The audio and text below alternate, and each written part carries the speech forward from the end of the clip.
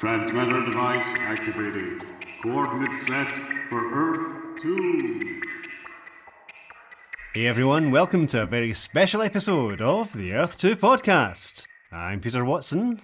I'm Gavin Rizza. I'm Steve Higgins. I'm Tom Harris. I'm Kenny Smith. I'm Max Traver. I'm Christine Panton. I'm Rich Fullam. And I'm David Steele. Welcome back. Thank you for joining us. It's the 31st of December, or as we say in Scotland, it's Hogmanay. It's a very special episode. Today, just for you, we're doing a story from issue 198 of Detective Comics, published on the 1st of July, 1953. Peter's going to tell you about the cover. This is spectacular. We are outside a Scottish castle. There are pipers on a drawbridge. Walking along the drawbridge is Robin, who is piping, and Robin's wearing a kilt. And swinging down in front of this castle is Batman with a big cheesy grin on his face, and he's also wearing a kilt. And it turns out the bat tartan is mostly yellow. Yeah, it's interesting. It's yellow with sort of some red and green. It's actually a bit like the Watson tartan, to be honest. Is it? Yeah. The Sutherland tartan, I think, which is ours, what we're part of, it's sort of predominantly sort of bluey green. But anyway, listeners, what Scottish clans do your ancestors belong to, and find out your tartan and write in and let us know. I like the portcullis. Yes. It's just tantalising there, and the drawbridge. Yes, would it be correct to think that because Batman and Robin are wearing kilts and there's bagpipers and such things, that the story we're doing is taking place in Scotland? Well, there's only one way to find out. Shall we jump into it? I think we should. Our opening splash panel. A massive Batman and Robin logo at the top of the page. We see thick fog and clouds surrounding a castle top of a cliff. In the foreground of the panel, Batman and Robin are in a small rowing boat on the sea, and they're being approached by a giant green sea serpent with fangs and weird eyes and a big horn in the middle of its face. A man on the cliff cries, Batman and Robin are fighting the Loch Ness Monster! "Indeed!" And a caption says, Very rarely do Batman and Robin journey abroad to crack a case. And when they do, you can be sure it's one that challenges their powers to their utmost. Now to Scotland they're summoned, where a centuries-old mystery is enlivened with present-day peril, and our famed lawman becomes the Lord of Batmanor. So, page 1. Fate weaves a strange future for Batman and Robin, and the tangled thread begins in an ancient castle in faraway Scotland. It's a very impressive castle, it has to be said. Top of some cliffs, we can see the sea in the background. We can see that the flag and the battlements of the castle is at half-mast, and a couple of Scotsmen are standing in the foreground of the panel, and they tell us something else that's going on and what this signifies. Look how many bats fly over the old castle. Aye, they came from the caves in the hills. It's why the McLaughlin Castle has always been called Batmanor. But on this night, the old Lord of Batmanor, Angus McLaughlin, lies dying with one great regret on his mind. We see Angus in his bed, he doesn't look well at all. He actually looks very much like the actor Andrew Keir as he appeared in the film Quatermass in the Pit, if that gives you any point of reference. He's being attended to by his elderly manservant, and the elderly manservant is saying, It's Mr. Smathers, the American detective, sir. Send him in. Perhaps he's solved the riddle at last. But when Sam Smathers, American scientific detective, enters... I want to be a scientific detective. Sam Smathers, he looks exactly what you'd expect him to look like. He's kind of thick set, slick back, dark hair. He leans down towards dying old Angus and says, I'm sorry, but all my efforts here haven't solved the McLaughlin mystery. After all, who could solve a mystery of 4 centuries ago? Then the family honour of the McLaughlins will never be cleared of the cloud that rested on it so long. The old gentleman continues to narrate over the next few panels of this page. Yes, it was 400 years ago that the McLaughlin of Batmanor was entrusted with the royal gold. And we have a sort of rippled effect here as we're having a flashback to many, many, many years ago. 400, in fact, it just says, pay attention, David. We see a couple of chaps standing outside the castle. One guy wearing red robes, another guy wearing the very distinctive McLaughlin tartan. The chap in red is standing next to a large wheeled cart, and he's saying to the man in tartan, The king sends this gold for you to keep safe for him during the wars. I'll hide it, where it'll be safe until the king wants it. But my ancestor hid it too well. For when he was killed in the wars, The secret of the hiding place died with him. The scene shifts. We see a gentleman with a very... Prince Valiant? Yes, that's going to be putting it. I was going to say like, if Gene Clark kind of went mad with the scissors, but that only works if you're a fan of the birds. Talking to an older gentleman who's wearing chainmail and a bit of a fancy helmet. Now, the guy with the Prince Valiant haircut, who's presumably the son of the McLaughlin of Batmanor, is saying, "But I don't know where my father hid it for safekeeping. I've searched everywhere and can't find it." This was born the suspicion that the McLaughlins had stolen it. We see a bunch of Scotsmen. There's another way of putting it. This is exactly, listeners, if you have the story to hand, it's reprinted in Batman Annual number 2, which was also reprinted in the Batman Annuals hardcover collection. So it's fairly easily accessible. This is actually what we all look like in Scotland. I'm wearing my kilt and my sporran just now. Gavin has taken off his big shoulder type thingy because it's quite warm in here, and he's got I'm that glad he sat said down. shoulder thingy and not kilt. Peter is wearing his tam o'shanter. Very fetching is too. It basically looks like a bunch of Scotsmen standing around on a golf course, quite frankly. It's always been quite sunny because the grass is a little parched. But anyway, they're all standing around. They appear to be two groups, in fact. There's some elder-looking gentlemen on the left of the panel. Some other chaps who seem to be taking their leave on the right-hand side of the panel. One guy in the red jacket says, "I'll not forgather with the McLaughlins who stole the king's treasure." and a couple of the others who are present at the same time say, Not I! Not I! Not I! So that's obviously some dissension in the locals there. Not everyone wants to stand on side with McLaughlins. We return to the present day as the elderly Angus continues. For 400 years we've been accused wrongly of theft. I hoped you could find the hidden royal treasure and clear our name. I've used every scientific detective device known and I couldn't locate it. Angus sits up in his bed. Wait! There's one man, one detective who could solve the ancient riddle.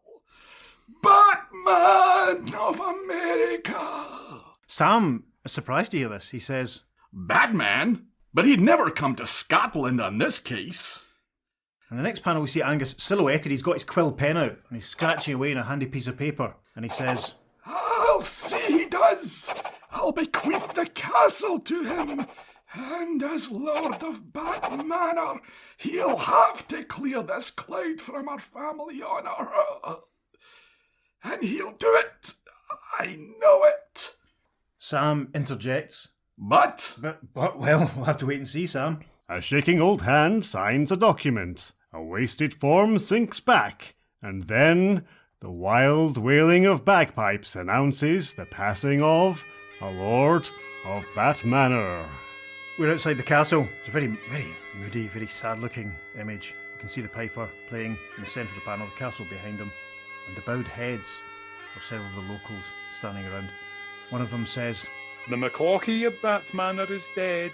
another chap who, interestingly enough, looks like Andrew Morell, who played Professor Quatermass in the TV version of Quatermass in the Pit. He says, And the new Lord of Batmanor is Batman. a slow dissolve. That night, in a nearby town, Sam Smathers, alleged detective, secretly telephones to certain shady friends in America. Sam Smathers, alleged detective, supported menswear at the Leeds Cockpit in 1996. This is a great panel. Sam, using a nice old-fashioned phone. It's almost like we're looking through the glass at him. It's very, very effective. He's in the process of saying, get over here to Scotland on the first plane. There's a fortune waiting, but I can't get it out myself. and we shift to across the pond. And in Gotham City, reporters crowd the new heir to Batmanor, Batman and Robin. It's a street scene in Gotham. We see Batman and Robin. They're surrounded by press and newspaper photographers. Flashbulbs pop. The reporters hold their notepads up, their pens in hand, ready for a quote. The first reporter says, Are you leaving us to claim your inheritance? another reporter says, You won't be away permanently, will you? and the Cape Crusader joins us at last on page 3 of his own story and says, I'll have a statement for you soon. Right now, I'm seeing Commissioner Gordon. And in the police commissioner's office... It's Batman and Robin with Commissioner Gordon. Now, it's the first we get a really good shot of Batman here. We can see that his chest symbol doesn't have a yellow oval around it. So, this probably means that this comic is taking place on Earth 2. Batman is saying, Frankly, I feel obligated to go over there and try to solve that old mystery. Apparently, that's why the castle was left to me. I understand, Batman. And since you've cleaned up Gotham City's underworld pretty well right now, there's no reason you can't go. Soon, out over the Atlantic races the Batplane, bearing the famous detective duo on one of the most fantastic adventures of their lives. And as we see the Batplane zooming through the sky, we hear the voices from inside.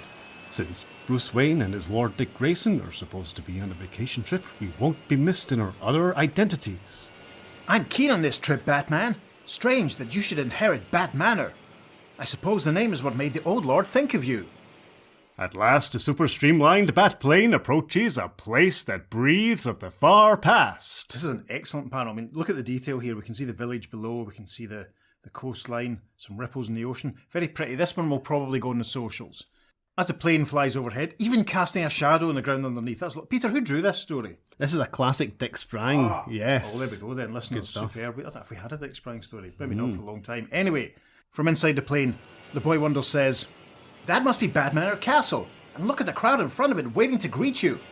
I wasn't expecting a reception, Robin. We'll land near the castle. But suddenly, a terrifying sight. Yeah, we're beside the castle with a bunch of Scotsmen are pointing into the distance. Something's gone very wrong. One of them says, Look, the dry heather's on fire. one of his pals says, It'll cross the narrow road and burn up our whole village before we can get there. the scene shifts slightly. Up among the craggy hills, Sam Smathers and his newly arrived underworld cronies smirk. Sam's a baddie. Good grief, they're watching. You can see the smoke and the flames billowing across the hill. We can also still see the Batplane in the distance. This is another very good panel. Listeners, get a hold of this comic and look at page 4 of this story. It's fantastic. Sam is saying, That fire we started will draw everyone away from the castle to the village. Then we'll get our chance to enter it. But the Batman has reacted swiftly to the emergency. the Batplane is banking over the flames. Robin says, looking down at the devastation, that fire will never stop at that narrow road. No, but a backfire above the road would do it. As the Batplane dips, its flaming jets go into action. The Batplane has flown down, and the Batplane's jets have ignited another fire in front of and separate to the fire that's already burning on the hillside. From inside the Batplane, Batman says, The road itself keeps our backfire from spreading toward the village.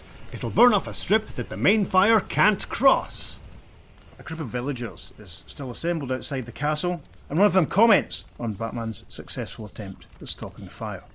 The Batplane's backfire stopped it. The few folk left in the village can put out any stray sparks. That just about does it. This is another really nice panel. It's a really nice page. We can see the castle and its little crop of the cliffs and the ocean billowing behind it. It's lovely. Sam and his shady mates are still up on the hillside looking down. Sam says, Batman ruined our scheme to get everyone out of the castle. But I had an alternative scheme if this one failed, and that one will work.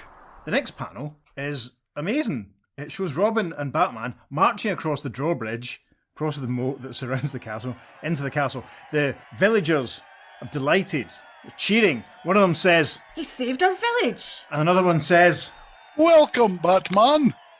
Inside the castle, the dynamic duo are greeted by the elderly manservant who we met earlier on. Aye, we all feel you'll be able to remove the cloud from the name of Batmanor, even though your fellow American sleuth, Mr. Smathers, failed. I don't remember any detective by that name. Anyway, I'll do my best, but gold lost for 4 centuries won't be easy to find. Suddenly, they're interrupted by an elderly Scottish lady who says, You'll fail as the other Outlander failed. The iron ghost who walks Batmanor will make you fail. Iron Ghost, says Robin. Don't tell me this place is haunted. And the butler replies, Only an old superstition that the Lord of Batmanor who hid the gold walks by night until it's found and restored. So, a slow dissolve. Some time has passed. That night, in the solemn, shadowy castle, Batman and Robin are walking down a nice twisty staircase, and they look slightly different. Their normal attire has adjusted, and Robin says, I feel strange in this plaid kilt. it's not plaid, but tartan. Each Scottish house has its own tartan pattern, and the sporran, or pouch front, takes the place of pockets. Let's go into dinner. Yes, this is true, listeners. I use my sporran to keep my mobile phone and my house keys. Do you keep anything special in your sporran, Peter? Just oos. Right, okay. Which is fluff or lint. Yes. Listeners, what do you call fluff or lint where you live? Write in and let us know. Pete will give you the email address at the end of the episode. Now, this is very interesting. We now see Robin and Batman sat at a big long table, obviously to have their tea. That's what we say in Scotland for evening meal. There's a big fancy candelabra on the table in front of them, and they're surrounded by bagpipers. I can't really imagine anything more distracting when you're trying to have your dinner. But anyway, Robin gets stuck into his evening meal. Probably some haggis, or maybe some chicken pakora, the other great Scottish national dish. He's obviously digging the musical accompaniment that they have as he says, "Wow, what dinner music! I wish I could play one of those bagpipes." Batman isn't having it. He dabs his mouth with a handkerchief and says, "We'd better turn in early if we're to start our search in the morning." Later, when the boy wonder slips from his room... See the big, heavy wooden door of Robin's bedroom, and he's sneaking out, but he spotted something to the left. It appears to be a suit of armour, or figure in a suit of armour, walking along the castle corridor. The boy wonder says, "I'd like to try out one of those bagpipes." And what's that? The Iron Ghost! It's real, but it can't be! He runs after the figure, catches up with it and says, "You're no ghost, you're real!" But he's stopped as the armoured figure turns and punches him in the face. Oof! Robin goes down. Moments later... Batman, obviously hearing some commotion, has arrived on the scene and helps his diminutive chum recover. There's a nice indication that Robin's head is spinning. It almost looks as though he's screwing his head back on, in fact. He looks very, very uncomfortable. But he says to Batman, "It was the Spectre, all right, and it whacked me a good one." Ghosts don't usually have solid fists. We'll look into this right now. Now we should clarify that Spectre is spelled Specter, not the same as the one-time member of the Justice Society of America, who we haven't had on the podcast in a solo adventure for a while, but he will be back before too long. In the next panel, we see that Batman, well, he seems to have found... Well, he tells us what he's found. I thought the fact that this part of the wall had no dust in it might mean a secret door. There's a passage going down inside the wall. Yes, it almost looks as though some of the bricks that make up the wall have just sort of swung in on a hinge. It's very, very, very well done. But obviously, nothing gets past Batman. You can also see in this panel that what looks like the elderly manservant has heard all this running about and he's joined them. Robin says, as they start to move forward, "Maybe the gold's hidden down there." And the manservant, on joining them in the passageway, which is now open, it's a very interesting panel here actually, because we see them sort of in silhouette with the light in the corridor behind them. Very, very effective. The elderly manservant is saying, "No, sir. Everyone knows of this old secret passage, and every inch of it was searched long ago." We'll have a look anyway. In the gloomy stone passage, swarming bats indicate how Batmanor got its name. The corridor goes from behind the castle to an old road. Very interesting panel, this one, showing them, it's almost like a cutout into the rock that the castle's built upon. We can see Batman and Robin, Batman shining a torch ahead of them, moving down a very narrow passageway that's been cut into the rock, and as the caption for the panel says, there are some bat shapes flying around. But then, in the next panel, Batman's torch reveals something very interesting. A car came here with the Iron Ghost, turned around and went away again. It was a British car, but the driver was an American. Well, we might as well go back to bed. Batman's torchlight reveals tyre tracks on the ground in front of them. What's that? How can Batman tell a man's nationality from his car tracks? A slow dissolve, then. Next morning, the search gets underway in earnest. Yes, they're no longer in Scotland. They're in the small English town of Ernest. I'm just kidding. We're still in the castle. Batman appears to have a sort of stethoscope-type device, and he's listening to the wall. Robin is in the background, swinging a large sword around. Batman's saying, "Nothing in this armoury but solid stone walls." Robin, swirling his dangerous big weapon around in the background, says, "These old claymores were man-sized swords, but I'd still like to try one of those bagpipes." The next panel shows that Batman has gone further in his search. And at the bottom of the moat... Yes, with the drawbridge lowered, Batman is completely submerged in water. I hope he's got an oxygen mask or something. It's not too clear. He's walking along the bottom of the water that surrounds the castle. Doesn't seem to be doing too well, though, as he thinks. There's nothing down here. I'll say that properly, hang on. Yes. There's nothing down here. the fact that the cape sort of... Yes, it's and he's phenomenal. The thing is, listeners, he's underwater, he's still wearing the cape, he's still got the kilt on. You know, that's not going to be good for the wool. I'm Batman. Yeah. Anyway, Batman hopefully has dried himself off, because we see him with the elderly manservant, and he's saying, I drew a blank in the castle. Maybe I'll have better luck with the tower and the grounds. And there's a very interesting bit of local detail in front of them, which they, very helpfully, the elderly manservant describes. This ancient clock tower is one of the prized relics of Batmanor. In the next panel, they're inside the clock tower. We see the staircase inside. It leads all the way up to the top. We can see the counterweights of the mechanism that makes everything work. Batman is starting to go up the staircase, and the elderly Scottish manservant says, The great clock runs for many days before the great weights have to be drawn up again. With all these places searched for 400 years, it hardly seems likely the gold is still to be found. They've made it to the top of the stairs in the next panel. We can see a cracking shot of the wheels and chains hanging down in the foreground of the panel. The elderly Scottish manservant says, As you can see, there's nothing up here. Batman is down on his knees because he's spotted something. He says, Right you are. An acid stain on the floor.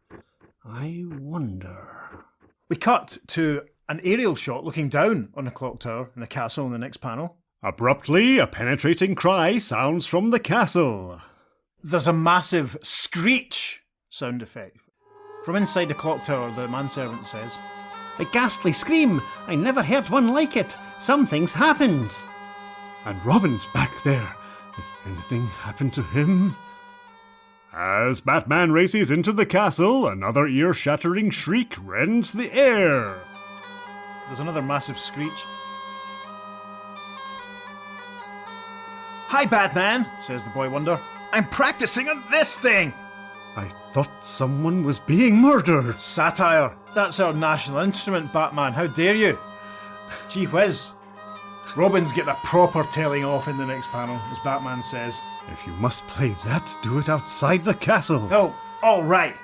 If a musician can't practice here, I'll find some place where no one can hear me, says a very upset-looking boy wonder. Oh, that's a shame. Come on, Batman, you should be encouraging him in his interests. Come on, let's have some positive parenting. Robin finds seclusion out on the Misty Bay. Out on the Misty Bay. That's another Bruce Springsteen album title just happening, isn't it? Yes. We're just waiting. Seclusion out in the Misty Bay, however, obviously was probably a Tom Petty album produced by Rick Rubin or something. Anyway, this is a great panel. Robin has found a small boat that is named Batmanor, and he's out in the ocean. Fog, which obviously, as everyone who lives in the UK knows, permeates and surrounds everything that goes on. Just, you know, all those old stories you see of old London, that's exactly what it's like. London, as I've said in the past on the podcast, is still actually like that now. It's horrible. Robin is playing around in his bagpipes, and he thinks, that's so good, but maybe I can improve. But what's that? It sounds like a boat coming toward me in the fog. And in the next panel, the fog shifts slightly, and Robin can see a large, long, green shape. It's got teeth. It's rearing up out the water. Robin cries, a sea serpent! I'm getting out of here! But when the boy wonder relates his experience to Batman... Yes, Batman, Robin, and the manservant, all standing on the drawbridge outside the castle. Robin is proclaiming, he says, But I saw it! I tell you! Ha! The lad's seen the Loch Ness Monster here at Batmanor. That's a strange thing. You see, Robin, people have thought they saw a sea serpent in Scotland before, in Loch Ness, but of course nobody believed the story. I wouldn't say that. There's many think that gruesome monster does exist. It's like I've got Sylvester McCoy in my ears there. Ace! If it does, it could come here. Why don't you come with me and take a look? On a slow dissolve, we see Batman and Robin, immaculately rendered by Dick Sprang, in silhouette, out in the boat, back out in the water. The caption says, But on the bay, only fog and silence await them. Batman, being incredibly impatient with his ward, says, Now, Robin, isn't this going a bit... But Robin cuts off the Cape Crusader, pointing behind him and saying, Batman, look! We cut to a wider shot and we can see the looping, almost form of the serpentine Loch Ness Monster moving through the sea some distance away. And in front of the beast, we can see the silhouetted forms of of some small sailing vessels. Robin excitedly cries, "There it is! And it's heading toward those fishing boats coming in from sea!" But such a beast can't be, unless... Wait, you said you were playing your bagpipe when it came toward you. Give me that pipe. And as the Batman blows a weird shrill strain... Cracking panel, very exciting. You know, I've always been fascinated with the Loch Ness Monster. I remember being very young and one of the primary 3, primary 4, something like that, and our classroom library had Doctor Who and the Loch Ness Monster. And it just seemed like the most Doctor Who thing ever. And when they did the Zygons and that Peter Capaldi story, 7 or 8 years ago, I was like, we're going to get a proper CGI Loch Ness Monster. It's going to look amazing. And what did we get? We got 15-20 minutes of yapping. Trying to make serious comments about it. It's like, no, it's not why we watch Doctor Who. And it was also the perfect trump card used in the argument between Rose and Sarah Jane in School Reunion. It was fantastic. The Loch Ness Monster. What, really? Oh, Billy Piper. Anyway, back to the plot. It's a great panel. We see the monster looming towards them through the fog, across the ocean. Batman has the pipes in hand. Robin says, "Batman, look out! It's heading this way!" I thought so. The bagpipe did it.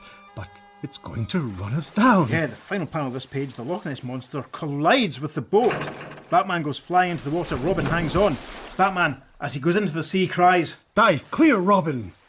It's interesting, the way that the monster is rendered. You could be forgiven for thinking that there's a giant numerical 1000 floating in the water in front of them. It's just, I don't know what you would call that. Anyway, it looks almost as though the monster is swimming past them. Robin isn't doing too well. Batman, as he swims towards him, says, "It grazed Robin. He's dazed. Got to help him." Batman successfully swims over, grabs a hold of the boy wonder. However, we can see the monster has turned around and is bearing down towards them. Batman says, "It's coming back this way.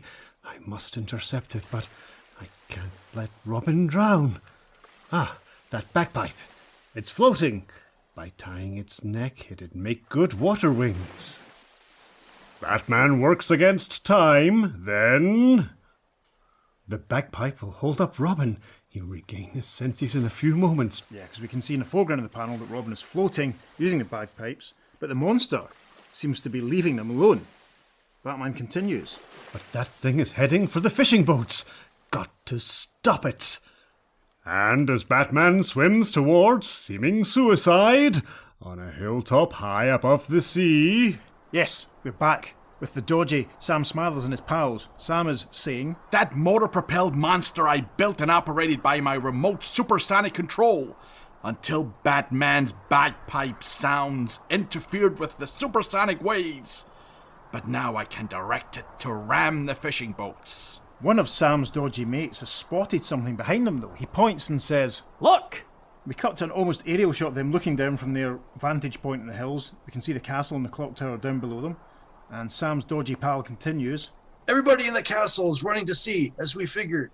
Now we can get into the castle and work without interference." You can see the figures of everyone in the castle leaving the castle, running down to take a look at what's going on in the ocean. Sam says, "Quick, into our car!" Meanwhile, Batman has reached the monster and... Yes, great panels. Batman has climbed up the side of the monster's neck. He's hanging off its ear as he says, "A mechanical dummy, as I suspected.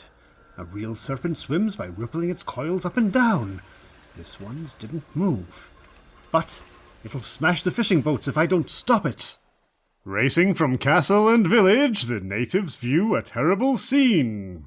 The Scotsmen who were in the castle have arrived at the cliff edge. They're pointing down, they can see what's going on. One of them cries, "The monster has Batman! It's swallowing him!" and sure enough, that's what it looks like. But Batman deliberately entered the fake sea serpent's throat. Keep it clean, listeners. And this is a great panel. There's a kind of cutaway showing the inside of the robotic Loch Ness Monster. Batman's kilt-wearing lower half poking out of its mouth, managing to dodge the fangs, which are very clever of him. He's working away at the cables and stuff inside. And as he does this, he says, "By ripping out these wires, I ought to cut off its power. Ah, the thing's harmless now." It's a wee bit disappointing, isn't it, listeners? How cool would that have been if it had been the actual Loch Ness Monster? Anyway, maybe when Pete C and I write our own DC comic, we'll talk about when Batman and Robin went back to Scotland and met the real Loch Ness Monster. Of course. With a little bit of help from Neptune Perkins and maybe the Red Torpedo or something like that. That sounds quite good. Ideal, let's do that, yes. In the background of the next panel, we see that the monster has come to a halt in the fog, and Batman is swimming back to his colleague.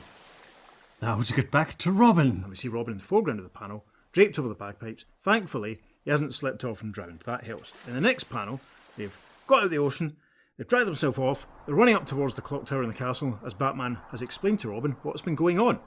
A supersonic controlled mechanical fake? But why? Quick, Robin, to the castle. We could be too late to catch them. Catch who? And if you're going by that tower clock, there's no hurry, for it's wrong by hours. That's why I know there is no time to waste, because that clock's wrong. In the ancient clock tower... Inside the structure, Batman and Robin rush through the open door. We see Sam and his mates. Well, they're up to no good. Robin recognises one of the people who's already there. He cries, Smoothie Mathers, the American crook. And look, he and his pals have been stealing the big lead clock weights of all the silly crimes. Not so silly, Robin. Those ancient massive clock weights are not lead, but gold. The gold hidden for centuries. The old Lord of Batmanor hid the royal gold by coating it with lead and using it for these great weights. And we can see that Sam's colleagues have got a couple of the weights down on the ground and are doing something to them. It's not too clear. Maybe they're going to try and take the lead as well. They could probably get some money for them. They probably could, let's be honest. People are forever stealing it from church roofs, so I'm told. We move to a higher perspective in the final panel of this page. Sam and his mates make for the stairs. Sam cries, So you found out, like me, where the gold was? Yes, that acid stain you left in the tower made me wonder. I examined the weights and tested them with acid inside their lead coating too. I was waiting for you to come for it to trap you. In the next panel, dynamically, Batman has grabbed one of Sam's pals and flipped him over his head, saying, Next time you drive a car in Scotland, don't do it on the right side of the road. One drives on the left side here. That's how I knew the Iron Ghost Prowler was an American. Great shot of Robin swinging on one of the chains that the weights were attached to and knock out the other bad guy. Sam legs it up the stairs, saying, I'll take care of you, Batman! High in the clock tower, a frenzied criminal labours. When this clock crashes down, it'll wipe you out, Batman. We can see that Sam is some kind of lever, and he's trying to dislodge one of the giant cogs. Robin, fast approaching behind, thinks, Got to stop him in a split second. This should do it. And we see him moving for the giant hammer, which would strike off the bell in the clock tower. And as the tremendous reverberation bursts in the tower room... Yep, Robin's been successful. He struck the bell with the hammer. There's giant... In the foreground, we see it reverbing, and Sam's hat falls off. He drops his lever and he cries, Ah, that sound! It's splitting my ears! We see Robin very cleverly standing right next to the bell, but he's saying, That's why I covered my own. You're going with me, Mathers. Moments later... In the background, one of the bad guys has already had his hands secured, and Robin is tying a rope around the wrists of one of the others. Batman has got a hold of Sam. Robin says, Gee, we owe a lot to that clock gong. Yes, Robin, and the clock itself told me the crooks had come for the gold. To get the weights, they had to lower them to the ground, and that made the clock's time wrong by hours. It was the tip-off I hoped to find. Soon after, the criminals have been delivered to the constabulary. Yes, we see Batman and Robin standing with a triumphant and ecstatic and happy bunch of local Scotsmen who are all celebrating. Yay! Great! Oh, Jesus, great! It's fun! Good for you, Batman! Okay, the news! Here we! You turned the weights against us! Yes, they're all celebrating the fact that the bad guy's been caught. Batman is saying to the elderly manservant, The gold has been turned over to the government.